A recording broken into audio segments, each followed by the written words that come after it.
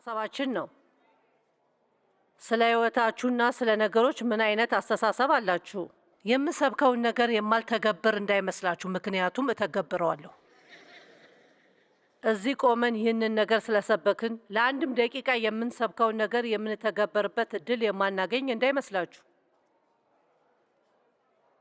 በውስጣችን ጠንካራ እንድንሆን ሁልጊዜ መጸለይ አለብን። ጳውሎስ ለቤተ ክርስቲያን ካደረጋቸው ጸሎቶች አንዱ ነው። በኤፌሶን ምዕራፍ 3 ቁጥር 16 እንዲህ ብሏል፣ በውስጥ ሰውነታችሁ እንድትጠነክሩ ከክብር ባለጠግነት በመንፈሱ በኩል ኃይል እንዲሰጣችሁ እጸልያለሁ ይላል ቃሉ። በውስጣችሁ ለራሳችሁና የምትወዷቸው ሰዎችን በመንፈስ ቅዱስ ኃይል እንዲጠነክሩ ጸልዩ።